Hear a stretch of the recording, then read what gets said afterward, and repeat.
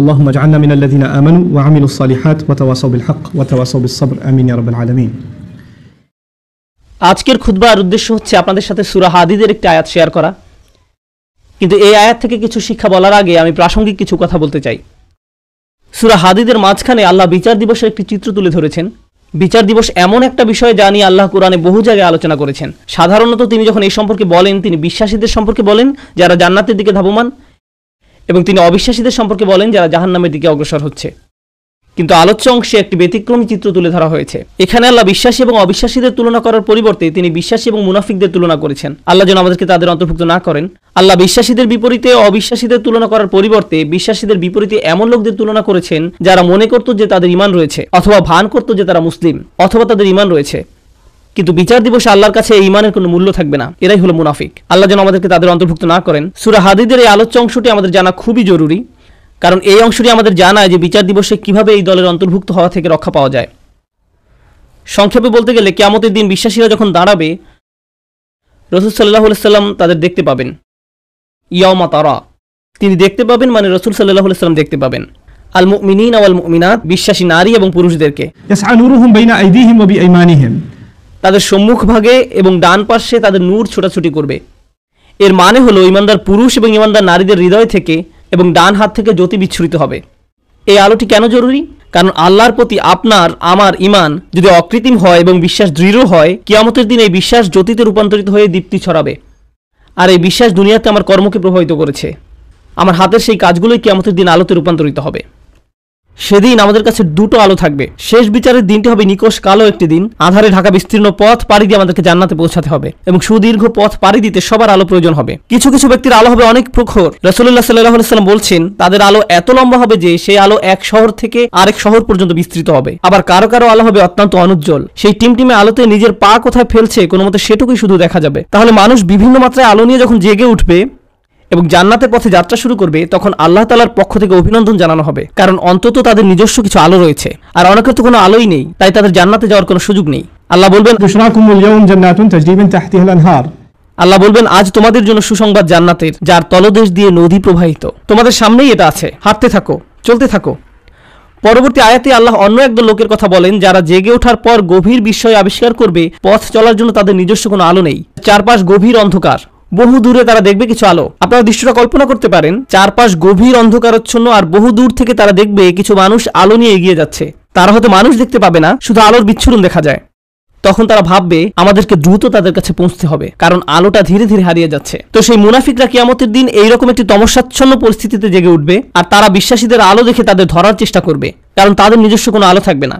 তারা জেগে উঠে গভীর বিস্ময় আবিষ্কার করবে তাদের সাহায্য করার মতো কিছুই নেই। ইয়াকুলুল মুনাফিকুনা ওয়াল মুনাফিকাত লিল্লাযিনা আমানু ইনজুরুনা নাকতাবিস মিন নূরিকুম, যেদিন মুনাফিক পুরুষ এবং মুনাফিক নারীরা মুমিনদেরকে বলবে তোমরা আমাদের জন্য অপেক্ষা করো, আমরাও কিছু আলো নিব তোমাদের জ্যোতি থেকে।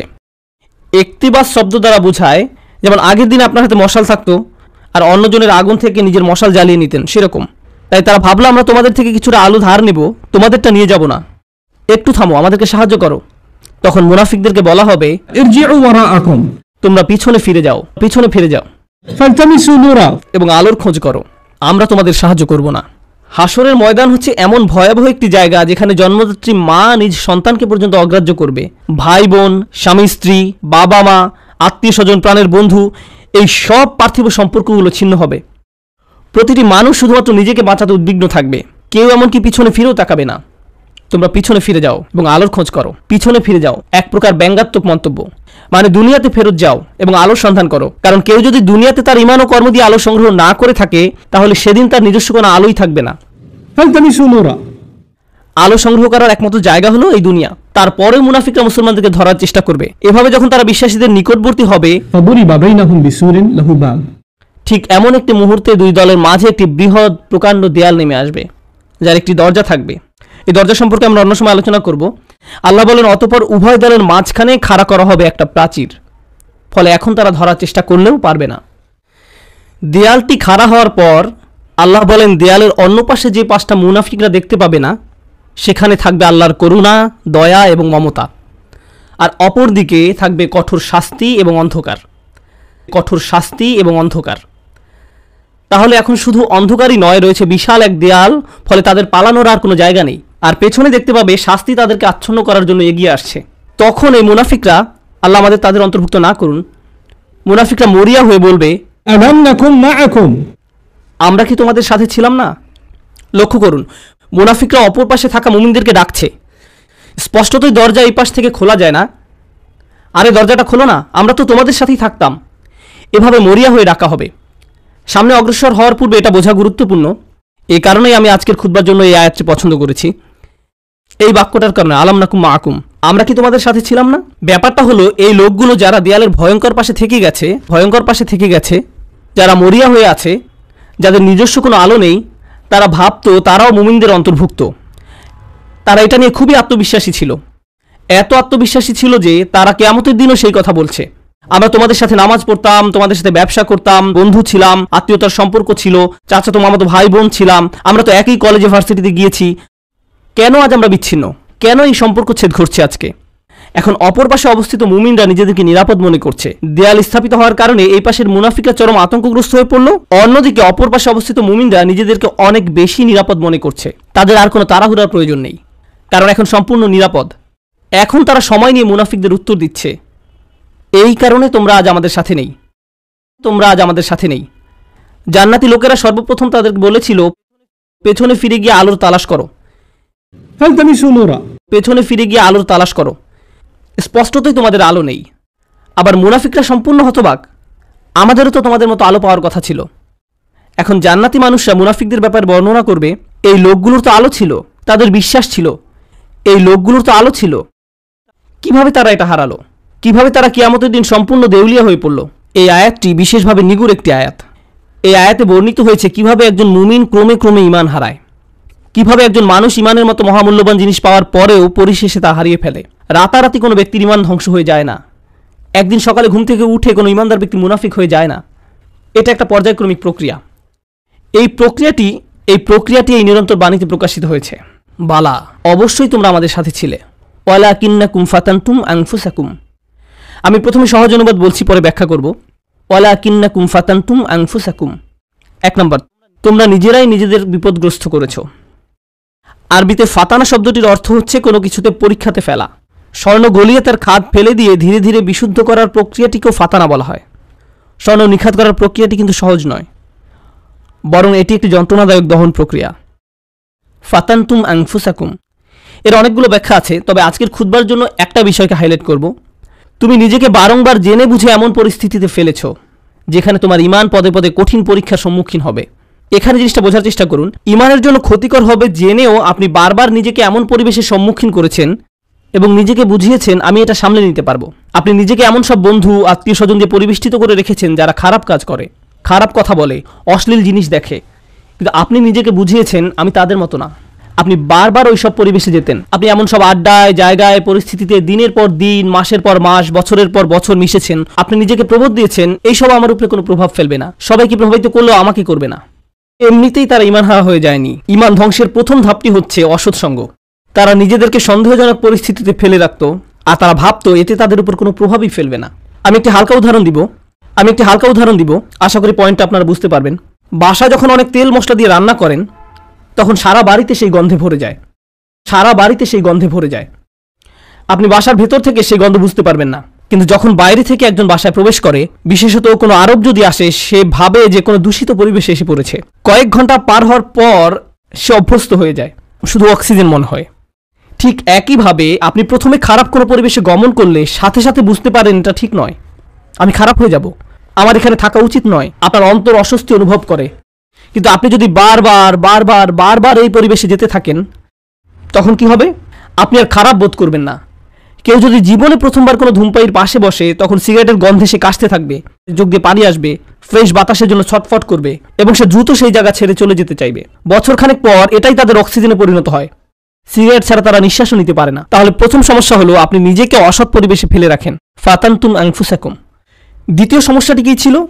দ্বিতীয় সমস্যাটি ছিল ওয়াতারাব্বাসতুম। তোমরা প্রতীক্ষা করেছো, দীর্ঘসূত্রিতা করেছো। এখানে দীর্ঘসূত্রিতা বলতে কি বোঝানো হচ্ছে? আপনি বুঝতে পেরেছিলেন যে এটা খারাপ, আপনার নিজের বিবেকের মাধ্যমে আপনি বুঝতে পেরেছিলেন যে আমার নিজেকে পরিবর্তন করা উচিত, কিন্তু নিজেকে বুঝিয়েছেন ইনশাআল্লাহ আমি খুব দ্রুত নিজেকে পরিবর্তন করব, আমি জানি নিজেকে পাল্টাতে হবে। আমি জানি এটা খারাপ, শুধু এই সপ্তাহ পরেই আমি সম্পূর্ণ ভিন্ন মানুষে পরিণত হব। বেশি না, আর একটা সেমিস্টার 2 মাস ওই বকে যাওয়া বন্ধুদের সাথে থাকবো, তারপর আমি অন্য কোর্স নিব। এখন ওদেরকে রাগানো ঠিক হবে না। আমি জানি এটা খারাপ, শুধু এই 1 মাস আমি এসব করব। আর এই 1 সপ্তাহ, এই আর 1টা বা 2টা পার্টি, 1টা 2টা ড্রিঙ্কস, এভাবে আপনি নিজেকে বলতে থাকেন। আর সামান্য একটু এই 9-10 মাস পরেই তো রমজানে সব ছেড়ে দিব, পুরাই চেঞ্জ হয়ে যাব। আমার প্ল্যান আছে হজে যাওয়ার। হজ থেকে আসার পর দেখবেন আমি কেমন ভালো মানুষে পরিণত হই। এভাবে আপনি নিজেকে বলতে থাকেন, আর সামান্য একটু। কিন্তু সে পর্যন্ত আমার জন্য দোয়া করতে থাকুন। এই মুহূর্ত থেকে নিজেকে পরিবর্তন করতে চান না, আপনি নিজেকে শুধু খারাপ পরিবেশে ফেলেই রাখছেন না, এখনো নিজেকে পরিবর্তনের জন্য কোনো পদক্ষেপ নিতেও প্রস্তুত নন। মনে হচ্ছে আপনার কাছ থেকে অনেক বেশি কিছু চাওয়া হচ্ছে। যেভাবে আছেন সেভাবেই থাকতে চান, আরো কিছু খারাপ উপভোগ করতে চান। এটাই ওয়াতারাব্বাস্তুম। আপনি ধারণা করে আছেন, আপনার প্রথম ধারণা ছিল আমি খারাপ পরিবেশে থাকলেও এটা আমার উপর কোনো প্রভাব ফেলতে পারবে না। সময়ের সাথে সাথে ভয়ঙ্কর খারাপ কিছু আপনার কাছে স্বাভাবিক হয়ে যায়। এখন অতারাব্বাস্তুম বা অপেক্ষা করতে থাকা, দীর্ঘ সুচিন্তা করার প্রভাব কি? আপনি ভাবছিলেন আপনি যে কোনো সময় এই খারাপ কর্ম পরিত্যাগ করতে পারবেন, সব খারাপ সঙ্গ থেকে যে কোনো সময় সরে আসতে পারবেন। আরে আমি তো আর আসক্ত না, আমার তো আর এটার দরকার নেই, আমি তো আর এর সাথে আটকে যাইনি, যখন তখন বেরিয়ে যেতে পারবো। কিন্তু বাস্তবতা এটা নয়। যত বেশি সময় আপনি এর সাথে জড়িয়ে থাকবেন, আপনি তত বেশি এতে আসক্ত হবেন। তারপর এর থেকে বেরিয়ে যাওয়া অসম্ভব হয়ে পড়ে। আপনি আষ্টে পৃষ্ঠে মাথা পড়েন, সম্পূর্ণ ডুবন্ত অবস্থায় নিজেকে আবিষ্কার করেন। আপনি এখন জানেনও না এই পরিবেশের বাইরে সুস্থ জীবনের মানে কি। এরপর আপনি নিজেকে বলতে শুরু করেন, অনেক দেরি হয়ে গেছে, আর সম্ভব না। এরকম ঘটার পর এক অপরাধ বোধের জন্ম নিবে। আমি বহুদিন ধরে এত পাপ কাজ করে আসছি, আমার আরো অনেক আগেই তওবা করা উচিত ছিল, এখন অনেক দেরি হয়ে গেছে। নিজেকে খারাপ ভাবতে অথবা মনের ভেতরে অনুশোচনা নিয়ে বেশি দিন কাটাতে কেউই পছন্দ করে না। তখন শয়তান এসে বলবে, তুমি এত অপরাধ বোধে ভুগছো কেন? তোমার তো কোনো দোষ নেই। এই ইসলাম নামের জিনিসটাই তোমার মনের ভেতর যত অপরাধ বোধের জন্ম দিয়েছে। এই ইসলাম বলছে এটা হারাম, ওটা গুনাহ, এভাবে কথা বলবে না, ওটা খেও না, অমুকটা দেখো না, ওখানে যেও না। এই ইসলাম তোমাকে নিজের সম্পর্কে খারাপ ধারণা দিচ্ছে। আচ্ছা, এই ইসলাম যে এত কঠিন সব নিয়মকানুন মেনে চলতে বলছে, এটা সত্য কিনা তুমি কি নিশ্চিত? শয়তানের ওয়াসওয়াসা শুনে বিভ্রান্ত ব্যক্তি ভাবতে থাকে, আমি আসলে কেন ইসলামে বিশ্বাস করি? মনে হয় যেন ইসলাম চায় না আমি আনন্দে থাকি। আমি শুধু আমার জীবন উপভোগ করতে চাই, আমি সুখী হতে চাই, আমি স্বাধীনভাবে বন্ধু বান্ধবের সাথে মৌজ মাস্তি করতে চাই, জীবনকে সর্বোচ্চ উপভোগ করতে চাই। আমি তো এমনিতেই কোরআনের সত্যতা সম্পর্কে নিশ্চিত নই। আল্লাহ বলে কেউ আছে কিনা এই ব্যাপারে আমার সন্দেহ আছে। এই কোরআন হাদিস কতটা নির্ভরযোগ্য? আমাদের আশেপাশে এরকম বিভ্রান্ত অবস্থায় অনেক আব্দুল্লাহ, জয়নব, আলী, ফাতিমা, আব্দুল করিম, আহমেদ, রুকাইয়া, তরুণ তরুণীরা আমরা দেখতে পাই। তারা খুব নির্ভীকভাবে বলে, ইসলাম নিয়ে আমার মনে অনেক সন্দেহ আছে। আর এই মানুষগুলো এমন নয় যে তাদের দর্শন শাস্ত্রে পিএইচডি রয়েছে বা ইসলামের ইতিহাসে ব্যাপক জ্ঞান রয়েছে, কিংবা এসব বিষয়ে বহুদিনের অধ্যয়নের ফলে তাদের মনে ধীরে ধীরে সংশয়ের জন্ম নিয়েছে। আসল ব্যাপার তা নয়। এরা নিজেদের জন্য জেনে বুঝে খারাপ সঙ্গ এবং অসৎ পরিবেশ বেছে নিয়েছিল। আমি এমন শত শত মানুষের সাথে কথা বলেছি, তারা আক্ষরিক অর্থে এই আয়াতের ভিতরে জীবনযাপন করছে। তোমরা নিজেরাই নিজেদেরকে বিপদগ্রস্ত করেছো, প্রতীক্ষা করেছো, সন্দেহ পোষণ করেছো এবং অলিক আশার পেছনে বিভ্রান্ত হয়েছো। অবশেষে আল্লাহর আদেশ এসে পৌঁছেছে। তারপর এক সময় তারা ধর্ম নিয়ে সন্দেহ পোষণ করতে থাকে, কিন্তু তাদের এই সন্দেহের সাথে যুক্তি বা বুদ্ধির কোনো সম্পর্ক নেই। ওয়ারতাবতুম, সন্দেহ পোষণ করেছে। জানেন সন্দেহ কি করে? সন্দেহ প্রথমে তাদের ইসলামের গণ্ডি থেকে বের করে দিবে। তারা এভাবে নিজেকে সান্ত্বনা দিবে, এটা তো আসলে পুরোপুরি সত্য না। সুতরাং এটা না মানার কারণে আমার খারাপ অনুভব করার দরকার নেই। যখন তাদের মনে সন্দেহ দানা বাঁধতে থাকে এবং সময়ের সাথে সাথে সেই দানা দেয়ালে পরিণত হয়, তখন তারা এই দেয়ালের আড়ালে নিজেকে লুকাবে এবং নানা প্রকারের অনৈতিক কাজের বৈধতা দেবে। একবার যখন তারা এই পর্যায়ে এসে উপনীত হবে, তখন দুটো জিনিস তাদের কাছ থেকে তুলে নেওয়া হবে। জান্নাতের আকাঙ্ক্ষা কেড়ে নেওয়া হবে, আল্লাহর সন্তুষ্টি লাভের আকাঙ্ক্ষা কেড়ে নেওয়া হবে, অন্তরে সেই বিশেষ নূর ধারণ, স্পৃহা, এইসব কিছু চাওয়ার বাসনা হারাবে। তাদের এই দুনিয়াতেই সেটা নেই। যে লোক আল্লাহর নিকট থেকে সেই সফলতা পেতে চায়, আল্লাহ তাদেরকে এই দুনিয়াতেই তা দিবেন, কিন্তু সেই আকাঙ্ক্ষা তো এখন আর অবশিষ্ট নেই। তাদের এই সম্পর্কে সন্দেহ রয়েছে। 2 নম্বর, জাহান্নামের ভয় হারাবে। এই দুইটা জিনিস তারা হারাবে, আল্লাহর সন্তুষ্টি লাভের প্রত্যাশা এবং জাহান্নামের আতঙ্ক। এই ব্যক্তির কাছে এখন কিয়ামত বা বিচার দিবসের কোনো মূল্য নেই। কেউ তার সামনে জান্নাত, জাহান্নাম, শেষ বিচারের কথা বললে এটা তার কাছে তামাশা মনে হয় এবং এমনকি এইসব নিয়ে হাসি ঠাট্টা করবে। যখন কারো অন্তর থেকে আখিরাতের প্রাপ্তির আশা হারিয়ে যায় এবং জাহান্নামের শাস্তির ভয় মন থেকে দূর হয়ে যায়, তখন কি হয় জানেন? তখন তার কাছে শুধু একটা জিনিসই গুরুত্ব পায়, দুনিয়া। মনে প্রাণে পুরোপুরি দুনিয়ামুখী হয়ে যায়। যেহেতু পরকাল বলে কিছু নেই, তাই এই দুনিয়াতেই যা কিছু করার পাবার জন্য মরিয়া হয়ে যেতে হবে। অর্থ, বিত্ত, সাফল্য, সম্পদ, জনপ্রিয়তা, বিনোদন, মৌজ মাস্তি, সব ধরনের ম্যাটেরিয়াল থিং যে কোনোভাবে যে কোনো পথে অর্জন করাটাই মুখ্য ব্যাপার হয়ে দাঁড়াবে। সে ভাববে দুনিয়া দিয়ে এইসব প্রাপ্তির ভিতরে রয়েছে সব আনন্দ এবং চূড়ান্ত মানসিক তৃপ্তি। মৌজ মাস্তি, সব ধরনের ম্যাটেরিয়াল থিং। তাই পরবর্তী ধাপটা হচ্ছে অগররাতকুমুল আমানিয়্যু, অলিক আশার পেছনে বিভ্রান্ত হয়েছে। সে মিথ্যা আশার পেছনে ছুটেছে এবং মনে করেছে পার্থিব অর্জন তাকে সুখী করবে। সে তার সম্পূর্ণ জীবন শুধু এই লক্ষ্যেই ব্যয় করেছে। সে মনে করেছিল এই সব কিছু তাকে তার লক্ষ্যে পৌঁছে দেবে। কারোর জন্য সেটা হয় পরবর্তী কোনো মুভি, কারোর জন্য কোনো খেলনা, কারোর জন্য নেক্সট স্মার্টফোন। যেমন কোনো স্টার ওয়ার মুভি বের হলে টিকিটের লাইনে হজের ভিসার লাইনের চেয়ে লম্বা লাইন হয়, কারণ তাকে এখনই এটা দেখতে হবে, এখনই এটা দেখতে হবে। যদি এখন না দেখা হয় জীবন তো তাহলে পুরাই ব্যর্থ। এখনই এটা দেখতে হবে। যদি মুক্তি পাওয়ার রাতে না দেখা হয় জীবনের তো তাহলে কোনো মূল্যই থাকে না। তাই এখনই দেখতে হবে। এরপর সে ভেবেছিল এই মুভি দেখলে তা হয়তো তাকে এক ধরনের মানসিক পরিপূর্ণতা দিবে, যা সে কোথাও পায়নি। হল থেকে বের হয়ে এসে চোখ বড় বড় করে বলে, এটা দারুণ ছিল। পরক্ষণে আবার বিষণ্ণ হয়ে যাবে। নিজেকে প্রশ্ন করবে, এখন কি করব? আবার দেখব মুভিটা, এটা দারুণ ছিল। প্রথমবারের মতো অতটা ভালো না লাগলেও মোটামুটি ভালো লাগবে, কারণ যে জিনিসটা তাদের প্রকৃত শান্তি দেওয়ার কথা, আল্লাহর সন্তুষ্টির অন্বেষণ, সেটা তো আর জীবনের লক্ষ্য নয়। সেই ইচ্ছাটাও আর অবশিষ্ট নেই। অগররাতকুমুল আমানিয়্যু হাত্তা জাআ আমরুল্লাহ, অবশেষে আল্লাহর আদেশ এসে পৌঁছেছে। বিশ্বাসীদের মতে এটাই ছিল তার জীবন। মুমিনরা বলবে এটাই তার জীবন, যারা তাদের ঈমান হারিয়ে ফেলেছিল।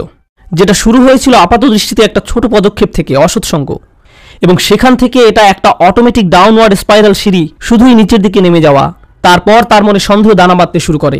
এরপর সে তার গোটা জীবন শুধু কামনা বাসনা চরিতার্থ করে এবং দুনিয়াবী অর্জনের পিছনে ব্যয় করে। অগররকুম বিল্লাহিল গরুর। তারপর আল্লাহ বলেন চূড়ান্ত প্রতারক। এখানে গরুর শব্দটি মুবালাগা। চূড়ান্ত প্রতারক যে সফলভাবে তোমাদের প্রতারিত করে। সেদিন ঈমানদাররা দেয়ালের অপর পাশের মুনাফিকদের এটাই বলবে। এটা একটা ভয়ানক দৃশ্য যা কোরআনে বর্ণিত হয়েছে। দেয়ালের এক পাশে দাঁড়িয়ে মুনাফিকরা ভাবছে কেন আমাদের অপর পাশে যেতে দেয়া হচ্ছে না, কেন তারা দেয়ালের ওই পারে আটকে গেছে। তখন দেয়ালের অপর পাশ থেকে বিশ্বাসী সাথীরা ধাপে ধাপে ধাপে বর্ণনা করবে কেন তারা দেয়ালের ওই পারে আটকে গেছে। আর কোরআনের এই বর্ণনাটি আপনার আমার জন্য আল্লাহর পক্ষ থেকে একটা উপহার। এটা একটা উপহার যে কিয়ামতের দিবসে সেই ভয়াবহ চিত্রটি এখানে তুলে ধরা হয়েছে। আমার এখন জানাই উত্তম, কারণ সেদিন আমি এই পরিস্থিতিতে পড়তে চাই না। তখন জেনে দিশেহারা, আতঙ্কিত, আশাহত হয়ে পড়তে চাই না। কেন আমি আল্লাহ প্রদত্ত ঈমান হারিয়ে ফেললাম। আপনারা যারা এখানে বসে আছেন, সকল ঈমানদারের অন্তরে আল্লাহ আলো দিয়েছেন। আল্লাহ আমাদের এটা দিয়েছেন। এখন প্রশ্ন হচ্ছে আমরা এই নূরকে অন্তরে ধারণ করতে পারছি কিনা। আমাদের নিজেদের দিকে তাকিয়ে দেখতে হবে আমরা কোথায় আছি। কেউ কেউ হয়তো অসৎসঙ্গের ফিতনার সাথে জড়িয়ে আছি। হতে পারে আপনি মাত্র প্রথম ধাপে আছেন আর ভাবছেন যাক না আরও কিছুদিন। হয়তো এটা এমনও হতে পারে আপনি এখন শেষ ধাপে আছেন। তাই শুধু দুনিয়াবী জিনিসের মাঝে আপনি চূড়ান্ত সাফল্য এবং মানসিক প্রশান্তি খুঁজে বেড়ান। এই আলো ছাড়া আমাদের যা কিছু অর্জন অথবা উপার্জন, শেষ বিচারের দিনে এই সব কিছু হবে মূল্যহীন। শেষ বিচারের দিনে এই সব কিছু হবে মূল্যহীন। তাই এই অনুচ্ছেদে আল্লাহ তাআলা এটাকে প্রথমে আলো হিসাবে বর্ণনা করেছেন। বিচার দিবসে এই আলোরই একমাত্র মূল্য থাকবে। তাই এই অনুচ্ছেদের প্রথমে আল্লাহ তাআলা এটাকে আলো হিসাবে বর্ণনা করেছেন। বিচার দিবসে এই আলোরই একমাত্র মূল্য থাকবে। কুরআনের আরেকটি সূরায় যেমন বলা হয়েছে ইল্লামান আতাল্লাহা বিকলবিন সালিম, যে সুস্থ অন্তর নিয়ে তার রবের কাছে আসবে, যে অন্তর তাদের সম্মুখে আলোর দ্যুতি ছড়াবে। এই দুনিয়াতে আপনার আমার আর বাকি যা কিছু আছে সবই অর্থহীন। শেষ বিচারের দিনে আল্লাহর সামনে এর সবই গুরুত্বহীন। কিছুদিনের জন্য আমরা এসব উপভোগ করতে পারি, কিন্তু যদি এর ফাঁদে আটকে যাই এবং আমাদের অন্তরের সব জায়গা দখল করে নেয়, অন্তরে আর কোনো জায়গা বাকি থাকবে না। আর তাই এর পরের আয়াতে আল্লাহ তাআলা বলছেন ফালইয়াউমা লা ইউখাযু মিনকুম ফিদিয়াতুন ওয়ালা মিনাল্লাযিনা কাফারু মাওয়াকুমুন নার হিয়া মাওলাকুম ওয়া বিসাল মাসির। আজকে তোমাদের কাছ থেকে কোনো মুক্তিপণ, কোনো ক্ষতিপূরণ গ্রহণ করা হবে না। কোনো কিছু বন্ধক দেওয়ার চেষ্টা করো না। আজকে ওই দরজাগুলোতে তোমাদের প্রবেশাধিকার নিষিদ্ধ। কোনো ধরনের জরিমানা বা মুক্তিপণ দিয়ে দরজাগুলোর ওই পাশে যাওয়ার কোনো সুযোগ নেই। তোমাদের থেকে নয়, কাফেরদের থেকেও নয়। এই আয়াতের ভীতিকর দিক হলো লা ইউখাযু মিনকুম ফিদিয়াতুন ওয়ালা মিনাল্লাযিনা কাফারু। আজকে তোমাদের এবং কাফেরদের একই পরিণতি। আপনি এবং কাফেররা আজ একই দলে পড়ে গেছেন। আমি তোমাদের নিকট থেকে কোনো মুক্তিপণ গ্রহণ করব না, কাফেরদের থেকেও নয়। তোমাদের সবার আবাসস্থল জাহান্নাম। কতই না নিকৃষ্ট এই প্রত্যাবর্তন স্থল। শেষ বিচারের দিবসের এই পূর্ণ চিত্রটি তুলে ধরার পর আল্লাহ সুবহানাহু ওয়া তাআলা এভাবে উপসংহার টানেন। আমিও এই আয়াত দিয়ে আজকের আলোচনার সমাপ্তি টানব এবং নিজেদের বারবার মনে করিয়ে দিব যে সেই নিম্নমুখী পথটি অনুসরণ করা যাবে না, এবং আমাদের অন্তরে যেটুকু ক্ষুদ্র আলো এখনো পর্যন্ত বর্তমান আছে তা কিভাবে দিন দিন আরও শক্তিশালী করব। আল্লাহ নিজেই বলেন আলাম ইয়ানিল্লাযিনা আমানু আন তাখশা কুলুবুহুম লিযিকরিল্লাহ, অর্থাৎ যারা মুমিন তাদের জন্য কি আল্লাহর স্মরণে এবং যে সত্য অবতীর্ণ হয়েছে তার কারণে হৃদয় বিগলিত হওয়ার সময় আসেনি। সত্যিকার অর্থে আল্লাহকে স্মরণ করলে অন্তর নরম হবে। আপনার অন্তর যত বেশি আল্লাহকে স্মরণ করবে, কারণ আল্লাহু নূরুস সামাওয়াতি ওয়াল আরদ, আল্লাহ নবমণ্ডল এবং ভূমণ্ডলের নূর। আল্লাহকে আমরা যত বেশি স্মরণ করব তত বেশি আমাদের অন্তরে নূর ধারণ করতে পারবো। তাই তিনি বলছেন আল্লাহকে স্মরণ করো। এরপর তিনি বলেন কিভাবে তুমি আল্লাহকে স্মরণ করবে। আরবিতে এটাকে আতফে বায়ান বলা হয়। ওমা নাযালা মিনাল হক, যে সত্য অবতীর্ণ হয়েছে তার কারণে হৃদয় বিগলিত হওয়া উচিত। ওহির কারণে, কোরআনের কারণে। কোরআন নিয়ে গভীর চিন্তা করুন, কোরআনের মাধ্যমে আল্লাহকে স্মরণ করুন। যখন কোরআনের আয়াত তেলাওয়াত করবেন তখন কান্নাকাটি করুন। আল্লাহ যে উপহারটি আপনাকে দান করেছেন আপনার জীবনে তার অর্থ কি তা নিয়ে চিন্তা করুন। কোরআনে শুধু আল্লাহকে জ্যোতি হিসাবে উল্লেখ করা হয়নি, কোরআনকেও জ্যোতি হিসাবে উল্লেখ করা হয়েছে। ফাআমিনু বিল্লাহি ওয়া রাসূলিহি ওয়া নূরিল্লাযী আনজালনা। কোরআনে শুধু আল্লাহকে জ্যোতি হিসাবে উল্লেখ করা হয়নি, কোরআনকেও জ্যোতি হিসাবে উল্লেখ করা হয়েছে। সরাসরি কোরআনকে নূর বা জ্যোতি বলা হয়েছে। অতএব তোমরা আল্লাহ, তার রসুল এবং অবতীর্ণ নূরের প্রতি বিশ্বাস স্থাপন করো। আপনার নিজের ব্যক্তিগত উন্নতির জন্য কোরআনের সাথে যে সময় ব্যয় করেন, যখন আমরা বসে কোরআন পড়ব, গভীরভাবে ভাবব যে আমাদের প্রভু আমাদের কি বলছেন, তাহলে এই অনুশীলন আমাদের হৃদয়কে আলোকিত করে তুলবে। আর আমাদের জীবনে এই আলোর চেয়ে দামি কোনো সম্পদের অস্তিত্ব নেই। আমরা এখন এর মূল্য বুঝতে পারছি না, কিন্তু সেদিন এর মূল্য বোঝা যাবে যেদিন আমাদের চারপাশ গহীন অন্ধকারে নিমজ্জিত থাকবে। আমাদের বক্ষ এবং ডান হাত থেকে নির্গত আলো ছাড়া আর কোনো আলো থাকবে না, কোনো আলো থাকবে না। ولا يكونوا كالذين أوتوا الكتاب من قبل فطال عليهم الأمد فقست قلوبهم وكثير منهم فاسقون। তারা তাদের মতো যেন না হয় যাদেরকে পূর্বে কিতাব দেয়া হয়েছিল, তাদের উপর সুদীর্ঘ কাল অতিক্রান্ত হয়েছে, তাদের অন্তঃকরণ কঠিন হয়ে গেছে। তাদের নিকট কিতাব ছিল কিন্তু তারা এর কোনো মূল্য দেয়নি। এটা সম্ভব যে কোনো জাতির নিকট আল্লাহর কিতাব থাকতে পারে। আমাদের পূর্বে বিভিন্ন জাতির নিকট কিতাব ছিল, তাওরাত ছিল, ইনজিল ছিল, তাদের নিকট অনেক কিতাব ছিল, তারা সেটা থেকে কোনো উপকার গ্রহণ করেনি। লাম ইয়ান্তাফিউ মিনহা, তারা ওই বইগুলো থেকে কোনো উপকার নেয়নি। ওই কিতাবগুলো দিয়ে তাদের অন্তর আলোকিত করার কোনো চেষ্টা করেনি। হয়তো তারা ভুল উদ্দেশ্যে ওই বইগুলো ব্যবহার করেছিল, হতে পারে আনুষ্ঠানিকতা পালনের উদ্দেশ্যে করেছিল, হয়তো তারা মাঝে মধ্যে শুধু তিলাওয়াত করে আনন্দ নিত। আল্লাহর কিতাবকে তারা এমন বিষয়ে পরিণত করেছিল। কোরআনও আজ আমাদের নিকটে এমন হয়ে গেছে, শুধু বিয়ে শাদী অনুষ্ঠানে এটা তেলাওয়াত করি। আমাদের অন্তর বিগলিত করার জন্য আজ আমরা কোরআন অধ্যয়ন করি না। এটা ইতিহাসের এক নির্মম ট্র্যাজেডি যে মানুষ আল্লাহর কিতাব থেকে উপকৃত হয় না, অথচ যা এসেছিল মানুষের অন্তরকে কোমল করে কিয়ামতের দিন আল্লাহর সামনে দণ্ডায়মান হওয়ার জন্য প্রস্তুত করতে। আর তাই এটা এখন আপনার আমার দায়িত্ব। এজন্যই বলা হয়েছে ওয়ালা ইয়াকুনু কাল্লাযীনা উতুল কিতাবা মিন ক্বাবল ফাতালা আলাইহিমুল আমাদ ফাকাসাত কুলুবুহুম। তাদের অন্তঃকরণ কঠিন হয়ে গেছে। যখন তাদের অন্তর কঠিন হয়ে পড়ে তখন সেখানে কোনো আলো ঢুকতে পারে না। কিয়ামতের দিন সে অন্তর আপনার কোনো উপকার করবে না। ওয়া কাসীরুম মিনহুম ফাসিকুন, তাদের অধিকাংশই পাপাচারী, অধিকাংশই পাপাচারী। আল্লাহ আযজা ওয়া জাল্লা এই কয়েকটি আয়াতে একজন বিশ্বাসীর জীবনের অন্যতম গুরুত্বপূর্ণ একটি চিত্র তুলে ধরেছেন। আজকে আমি আপনি যে ঈমান ধারণ করি সেটা ধ্রুব নয়। আমাদের অন্তরে যে ঈমানের জ্যোতি দেওয়া হয়েছে সেটা আজীবন থাকবে এমন কোনো গ্যারান্টি নেই। আজকে আমার ঈমান আছে বলেই আমি নিরাপদ, সেটা ভাবার কোনো অবকাশ নেই, সেটা ভাবার কোনো অবকাশ নেই। কেউ আমাদের মুসলিম মনে করে সালাম দেয় আর আমরাও জবাবে ওয়ালাইকুম আসসালাম বলি, ফলে আমরা মনে করি যে আমরা সবাই মুসলিম, আমাদের সবার অন্তরে আলো আছে। কিন্তু এই আয়াতগুলোর মতে কিছু মানুষ কিয়ামতের দিন জেগে উঠে হতচকিত হয়ে পড়বে, কিছু মানুষ কিয়ামতের দিন জেগে উঠে অবাক হয়ে যাবে। সেভাবে আমি মনে করেছিলাম আমি তোমাদের সাথে, কিন্তু সে তার সাথে নয়। তাই ভালো হয় আমরা যদি এখনই বুঝতে পারি এটা স্বয়ংক্রিয় নয়, এটার গ্যারান্টি নেই। আপনাকে ব্যক্তিগতভাবে এর জন্য প্রচেষ্টা চালাতে হবে, আমাকে ব্যক্তিগতভাবে এর জন্য প্রচেষ্টা চালাতে হবে। বিচার দিবসে আপনার ঈমান যেমন আপনাকে সাহায্য করবে না, তেমনি আমার ঈমানও আপনাকে সাহায্য করবে না। আমরা সবাই নিজ নিজ চিন্তায় অস্থির থাকবো, নিজেদের আলোর জন্য চিন্তা করব। ইরজিউ ওয়ারাআকুম ফালতামিসু নূরা, তোমরা পিছনে ফিরে যাও এবং আলোর খোঁজ করো। এখন আমরা একে অন্যের সাহায্য করতে পারি, এখন আমরা একে অন্যের ঈমান শক্তিশালী করার ক্ষেত্রে ভূমিকা রাখতে পারি, কিন্তু সেদিন আল্লাহর সাহায্য ছাড়া আর কোনো সাহায্য থাকবে না। আল্লাহ আযজা ওয়া জাল্লা আমাদেরকে তাদের অন্তর্ভুক্ত করুন যারা তাদের আলো সংরক্ষণ করবে। আল্লাহ আযজা ওয়া জাল্লা আমাদেরকে তাদের অন্তর্ভুক্ত করুন যারা দেয়ালের ক্ষতিকর পাশে থাকবে না। আল্লাহ আযজা ওয়া জাল্লা আমাদের নিজেদের এবং আমাদের প্রিয় মানুষদের মুনাফিকি থেকে রক্ষা করুন। আল্লাহ আমাদের অন্তরকে কঠিন হওয়া থেকে রক্ষা করুন। আল্লাহর স্মরণে এবং কোরআনের বাণীতে অন্তরকে আর্দ্র, নমনীয় এবং জ্যোতির্ময় করে দিন। বারাকাল্লাহু লি ওয়া লাকুম।